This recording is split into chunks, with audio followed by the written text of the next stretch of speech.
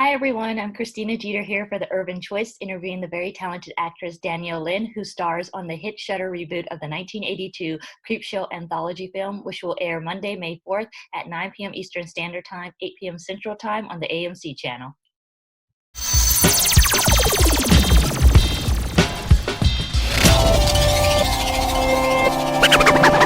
I really do appreciate you taking the time out for the interview, and I just wanted to know, like, how did you get into acting? Oh, how I got into acting. That seems like yesterday, but honestly, I was a model first, and I was reading in a Barnes and Noble bookstore Oh, as a teenager, and I got scouted for modeling, and I nice. was like, oh, okay, I guess I'll try this. And then I ended up going abroad and working a little bit in Europe, and then I came back and I was like 19 years old. I had no idea what I was doing. And I moved to New York City and I ended up falling into acting. My agents up there just started submitting me and it was kind of organic. It was fun. And, I found very quickly, I grew up figure skating and competing, that you could waste a lot of time chasing this industry because a lot of people do. They hustle in New York and LA and they're just like always grinding and hoping for a job. But I kind of along the way have learned that it'll come if it's supposed to come and you got to show up, but you got to live your life outside of it. So yeah, I've been trying to live my life outside of the industry for as long as I've been in the industry. That's nice because you're Filipino American, so you didn't face any prejudice or any hard time getting roles or gigs. Well, that's a different topic altogether. The thankfully the industry has started to really be inclusive, and I do think that it's pushing. A lot more people are creating content that are casting people with multiracial families and same gendered couples or non-identified people, and we need more of that. We need more representation of a world that looks like us and looks without color and without identity labels, and they're starting. It's getting there, and you've got a lot of people who 10 years ago you never would have seen on leading series or leading a film, and they're starting to lead. That's the greatest part, is they're starting to get roles where they're not just, and it's never just supporting, but it's nice to see content being made where they get to be equal players That's in a narrative. Yeah, I'm excited to watch your performance in Creepshow and stuff like that. So how did you get that role? Like, how did you get a cast for that? Oh, Creepshow was a great experience. Let me tell you, I was living in New York during pilot season, and I was up there just hustling, and I got a little ping, and I looked down at my phone, and it was like, oh, you have an audition to tape. And I was like, oh, okay. So I'm like rushing between auditions, and I remember reading, and I took a walk in Central Park, and I was like, this character is awesome. And you kind of train yourself to not be attached to characters because you're like, I'm up against how many thousands of other people reading for these roles, and you are, you don't know who, and you never know, really. You really just send it off and you go, I'm just gonna send it away and hope I did my best. And I remember that one came through and I was like, oh, she's such a great character. But I've finagled a friend to FaceTime, help me tape my audition, and she read with me, and we did one take. I was just like, I'm gonna do one take, I'm gonna send it, I'm gonna just, she's me, and then I tried really hard to forget about it. And I remember I was just in New York City, and all of a sudden I got a little ding, you booked it, and I was like, girl, real life, I was like, oh my gosh. Because it was a really good role, and I knew, and you're grateful anytime the call comes that you booked it, but on top of that, it was a great character that was strong, and that's something you don't see all the time. You don't all the time see a character that you're like, wow, she is someone I really want to play. You always want a job as an actor or an artist. You always hope for those calls, but in this instance, I really wanted to work with these creatives. I wanted to work with Greg Nicotero. He's helmed Walking Dead and all these fantastic series. And I just loved Celia. I was like, oh, she's such a great character. So yeah, it was really fun. I definitely had some ugly tears when I booked it. Happy tears. Yeah. Did you film in New York? Was the show filmed in New York? No, they actually film in Georgia, which is great. I have, I worked out of Georgia a lot, and I still do. And right now, none of us are working. Such is the case, but we're staying safe and we're staying in. So they actually filmed out of Georgia. Greg does Walking Dead out of Georgia as well. So I had lived down there and I flew back and I got to work and see all my friends, and a lot of my friends have series down there. My best friend's on MacGyver, and we just made a whole week of it when I came into town to film, and it was really fun. Being part of the show, did it make you a bigger Creep fan or introduce you to Creepshow or?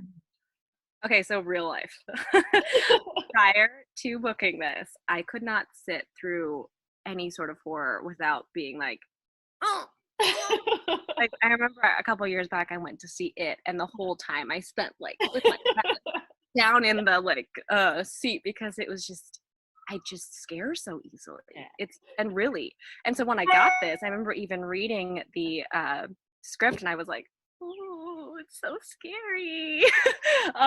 But I didn't want to scare myself coming into a franchise that was so well liked by horror fans, and that genre is very specific. The people that love horror, girl, do they love horror. They are really, they know the directors, they know the people, they know, like John Harrison, who helped pen our episode script. Like, these are people who've been in the industry in that genre for a really long time. And even though I don't necessarily go to see movies or TV shows to scare myself, I know that those creatives are like next level creative. And so I tried not to freak myself out, because I knew that Creepshow had such a big like fan following, a cult following, if you will, from like those 80s. You know, they got those movies, and boy, Yeah, they do. it was like the 80s creep too. Like, Yeah. and I was like, I managed to watch the trailers. That's about as far as I got when I was doing research. But I was like, oh my God, this is really scary. But it was also the fun part of Creepshow is that there's a kind of comedic relief about it. Yeah. Like, they don't take themselves seriously. Like, they understand that they can go all out with all these really like creepy, gory, scary things, but they have fun with it, which ultimately that campy part of it, it's not a dig at it. It's the genre, and they honored it. Like, and my experience playing Celia is equally fun as it was terrifying, which is Creepshow. That's like, that's the point, I think, of Yes. being creeped out. They're like terrified and they're laughing at the same time. So yeah, I still can't get through something scary. Like, Really? Girl, no. I try. I really try. Like, I try to see some of these, because everybody always talks about, oh, there's this show and this show, and I get maybe 10 minutes. I'm like, nah, I need to be able to sleep. You want that lasting impression on your brain. I get you. I feel you on that. And I try really hard to separate myself and say, this is a bunch of creatives and art and this and that. But you can't. And all of a sudden you're watching someone die and you're like, oh, no. Yeah, Like, it's just, then you're like, what's going to happen? It's like, oh, and then you sit there in your house and you're like, paranoid, I know. Like, don't lock the door. Yeah, exactly. And you're like, I can't live this way. But I applaud the artists who make it happen. Exactly. I can't be scared all the time. Like, so I take it you don't like Halloween. I love Halloween. I love dressing up, but I don't like being scared. I love the like. No haunted house, just trick or treating, just like. Well, a couple of years ago, funny, and I love that this interview is just like just totally normal, just chatting with you. Like, you know, this is who I am, by the way. A couple of years ago, my best friend dragged me to Netherworld in Atlanta, which is like this huge, just, it's like, I think they take over old warehouse kind of Cool. huge haunted houses. Girl, I got so scared. I was, you know, and you're in a group of people, but then you find yourself like in the middle of the group of people to be like, I'm protected, and you're not protected. I get scared, they run off and leave you, just stood there like, Yes, and you're like, why am I doing this to myself? Like, this is supposed to be fun, and you leave and you're like, I'm not having fun. I've just been like this for an hour, like, and I want to so bad get into that, like, oh, it's fun to be scared, and Halloween like that too. But I'm like, it's just fun to dress up. Yeah, like, that's not my niche, y'all. Girl, I love candy. And I don't understand why Halloween you can't trick or treat as an adult. Like, it's so much fun to get candy. Like a little niece or nephew with you, take their candy. I was like, why do I have to borrow a kid to be like, okay, can you go and like get the candy? Like, oh, but I do love Halloween. I just don't love being scared. I get you. Yeah, you get me. Yeah, I get you. Do you like to be scared? It's fun, but like like I said, it sticks with me. Then I can't sleep, and I'm paranoid, and it's like, oh man, it's like, let me put a chair in front of my apartment door. I put some booby traps. It's like, man, you're like, I have 3 rings on the front door. I have a camera. Like, exactly. then the rings go off all the time, and you're like, oh, there's someone out there. Like, when? Exactly. No, Or it's a like, cat. oh. Yeah, no, I can't live that way. But I applaud those who just voluntarily scare themselves. More power. You have such a like a busy and successful career. So how do you make time to be like an activist for all these organizations and charities you're a part of? Like, it's like your list is so long. I was reading like, how does she do all of this? You're really sweet. But truthfully, I have just been given a lot of opportunities in my life. I've been given a lot of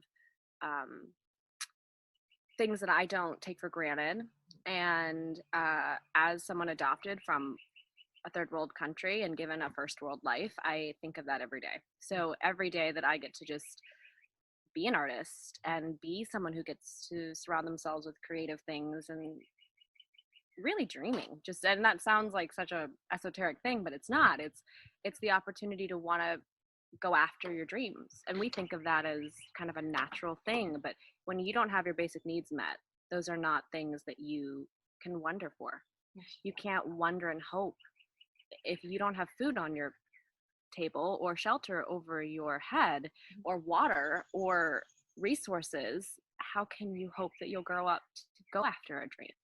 And to be a part of an industry, whatever it is, teaching, and there's so many wonderful things that we just take for granted as people to be able to just go, oh, I'm going to do this and do that. And that's such a powerful thing to change the trajectory of your life. But a lot of people aren't given that opportunity.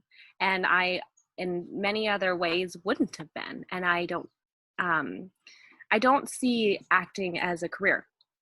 I see it as something I'm given opportunities to do once in a while when, and it's always out of your control. When someone gives you a job, there's a lot of people who had to say yes. And when you get the job, it's just that, it's a job, and you are ever grateful. It's a great opportunity to be part of something fun and at times enriching and bettering for your life. But ultimately, you can't act and tell other people's stories well if you haven't lived your own well. And so, like, I don't think of that job that I get to do sometimes, and right now none of us are getting to do because we're all in quarantine. It really levels the reality. The reality is that we're very fortunate to be able to act. So why wouldn't I, in an opportunity to use my voice to play others, use my voice to be an activist, which is truly the nature, I believe, of being human. And that's gonna sound really whatever, but honestly, I don't take that for granted. I know that I was and am very fortunate to be able to talk to you today and be safe doing it. I get to voice how I feel and what I hope the world will look like, especially coming out of this quarantine, and being kinder to each other and really doing unto each other. And I hope, we're all staying in to hope for a better everyone. We hope we don't get each other sick, and we hope we keep each other safe. And I think as an actor, when you're given an opportunity to do it, it's great. But as a human, you need to keep living your life. And that list is long because there's been so many things that have mattered to get me here. And if I've given a little outlet to somebody once in a while listens, which in this instance, it's nice to talk to people and hope that maybe someone hears something, that they know what matters to people as people, not just the lines coming out of your mouth when someone says action. And that's important too, because the more content we create, the more people see representation. All of those things matter, but using your voice to just do the things that I think acting upon in life is more important to me than playing. And when I play, I'm grateful. They're jobs. But when I live, I want to act the way I want to do unto others. So anyway, that's kind of the long and the short. That's why I have a long list of things that people are like, she cares about a lot of stuff. Well, very passionate.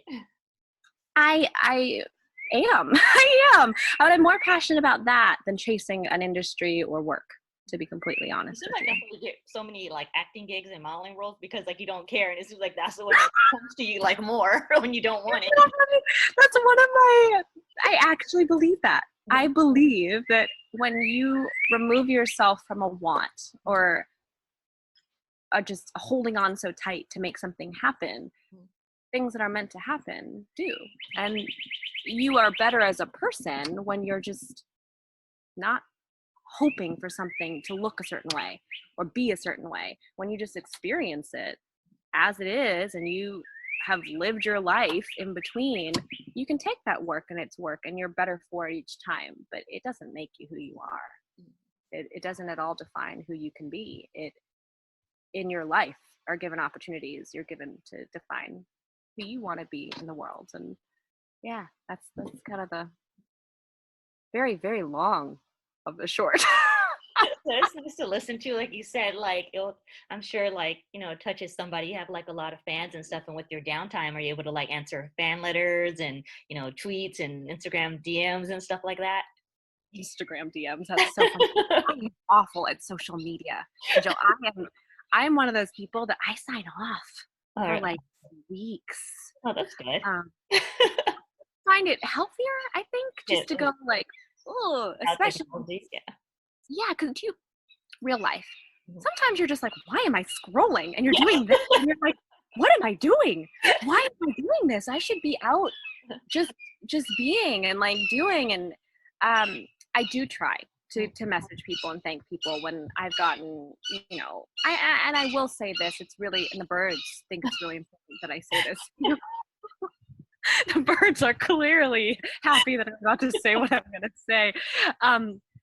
I am always grateful when someone reaches out that thanks not me as a person, because I'm not looking to be thanked as a person, but says it's really wonderful to see someone that looks more like me, or that allows for people that I didn't ever think would be shown on camera to be shown on camera.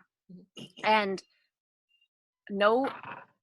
there's no work that's like above any work. And I would take the role of the maid too. I would take the role of the help. I would take the role of the janitor. I would take the role, because in real life, people have those jobs. Yeah. But when you get to play a character that is as strong as the counterparts on a set, and people see that, there's an empowerment, not to just you as a person, but to know that people out there can go, oh, yeah, like there's roles out there and like a world out there where, we are equal. We are, but we don't think of it necessarily in our conscience. So when those messages come where someone goes, hey, I saw, Napoli Ever After, or I saw Creepshow, or I saw whatever, and they see you playing a role that you're like, for however long you get in a final takes, you don't know until something comes out. You're like, did it get my jokes, like, did it get cut out? Did it get cut out? Did it get cut out? And you have to remove that expectation too. But when people do reach out, it does make it more worthwhile, because the industry is hard. It is hard to get rejected all the time. It is hard to hear no. You hear no 1,000 times more than you hear a yes. And that's why, it does make for a nice, once in a while, a little message pop up when someone says, I really liked that project, or I really like hearing about some of the things you care about. I don't know if anyone listens, and that's not my goal. But yeah, I would say that that's something as an artist, to create something that people, even if it's just for a second, they resonate with. You're like, okay, that's work well done. It's not about work being well accoladed. I'm not looking to acclaim any awards or get anyone to say well reviews, but it's just nice to have a connection once in a while, even if one person out of anyone who watches it goes, wow, there's a girl of color getting to play a role that would not have been written 20 years ago. That's very nice. Yeah, I have to hope that going forward out of this, I'm sorry, I forgot to turn my audio off. And my email just coming up. It's just like ping NPR, ping NPR. I listen to a lot of NPR.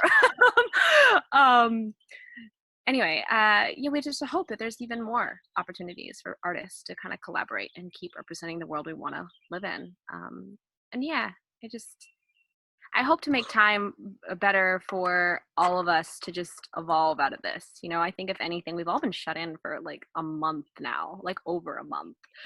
And so it's kind of a season to go like, wow, you've probably been binging a lot of TV shows, a lot of movies, and you're just like, I've read so many articles or binged or like whatever. And when we come out of this as writers and as artists and as people who get to be in other stories, or we've contributed our own stories to this process, I do think that we're going to see more and more content that represents just the world as we see it being.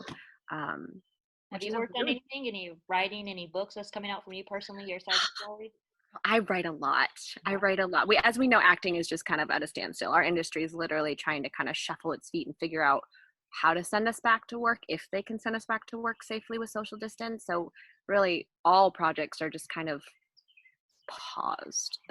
So I have just been writing and writing and writing, and I write poetry. I read a book of poetry last year that I'd like to re-release this year with a new edition, and I have a couple of feature film scripts that I'm working on, and my friend and I are working on a children's book series. And I have a fashion line, a sustainable fashion line, and a vintage store that I've been working. We've been sewing masks to donate during this. Yeah, and it's been really good. We've been dropping off. We've had a couple of hundred to the hospitals. We're just making them and hoping they help the frontline workers and just trying to create.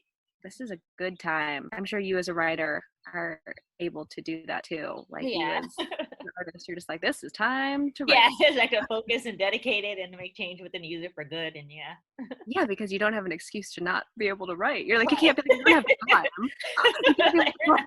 My list is so long, I don't have time. No, it's like your list is long and you have nothing but time. Exactly. Yeah, you can't just like do the, oh goodness, I wish I could, but I've got to be here, there, everywhere. You're like, no, I'm actually just sitting in right now. Exactly. All of those things. That's why I'm sure all of us have like very clean houses, hopefully very organized refrigerators. Isn't this like the spring cleaning? This is like spring here. So this quarantine has been like quarantine cleaning. I see like everybody has like their own do-it-yourself, like making masks and all these creative like ways to make masks out of different materials in your house. So it's like nice to like just watch everybody's creativity come to light and stuff. I know, and it's really great. And I don't have a YouTube fix. I'm not like one of those that scroll on YouTube or. Again, I really try hard not to scroll on Instagram, and I do not have a TikTok, and I do not have Twitter, and I do not have a Facebook. Or what is the other one? What is the other one that cool kids have? It's TikTok, Snapchat. That's the other one. I forgot about that one. I don't have that either. And I really pride myself on being the one that's like, yeah, I don't do any of the cool stuff. But I'm really proud of people during quarantine of creating stuff and sharing it with the world. Whatever medium it comes out, I'm like, hey, you TikTok all day long if you do it yourself. At least people are moving around and staying active. Exactly. So people are just sitting there going like myself. But they're like up trying to learn dances. Actually, Instagram where someone's like, what did you do today? I learned a TikTok.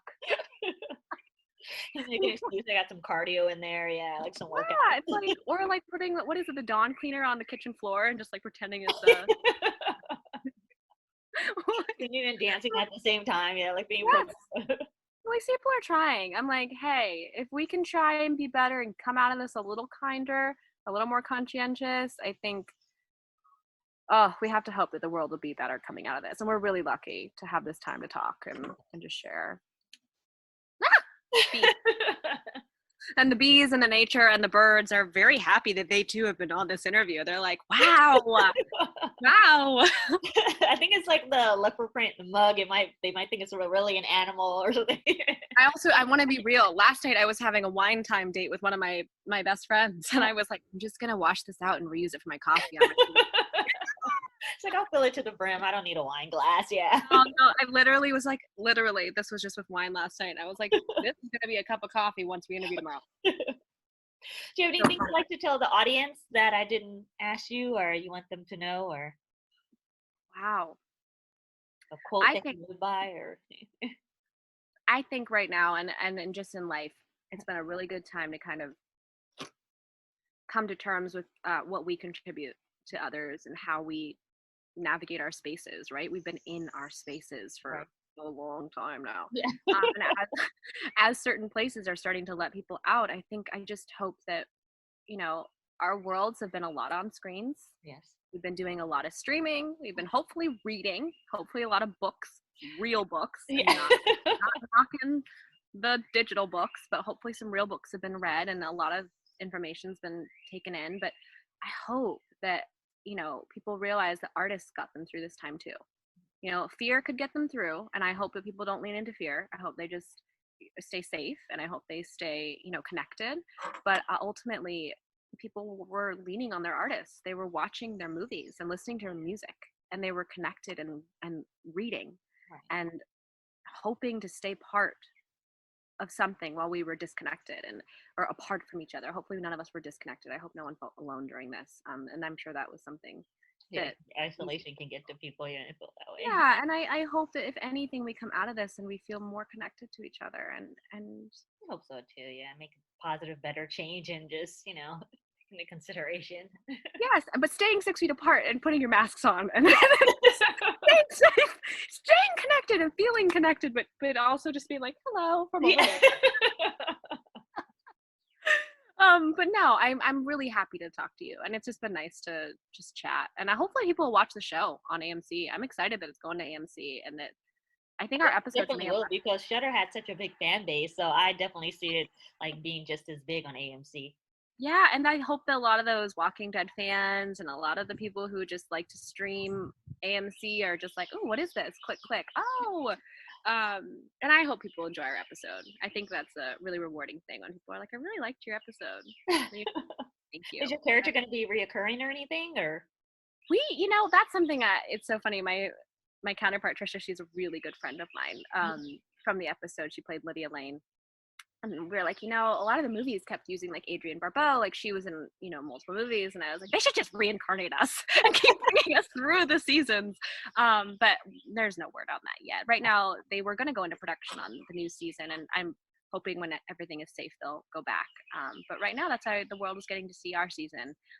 So hopefully, I hope to work with those creatives again, because they were one of the best teams I've ever gotten to work with. They are hands down. Roxanne Benjamin was the best director, and we had a really strong female ensemble there. The episode was led by 2 women, and the episode was directed by a woman. And I have to say, women helm the ship. It's a really cool experience.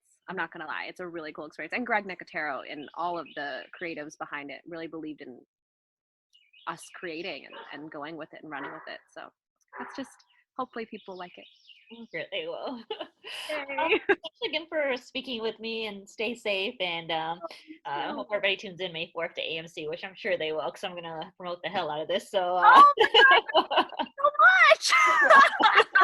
Thank you. I hope you get a cool cheetah cup in which you can, just sit back and be like, oh yeah, the birds sang along, the dogs in the neighborhood barked, and we got to chat. Yeah, exactly. It is. I'm always appreciative people take the time out and let me interview them. I love meeting people and hearing what they have to say and using it as words of inspirement, and getting it out to the audience. And I think what you have to say is touching to me. I know it's going to touch other people, especially people that look up to your fans and stuff like that. And you're so sweet.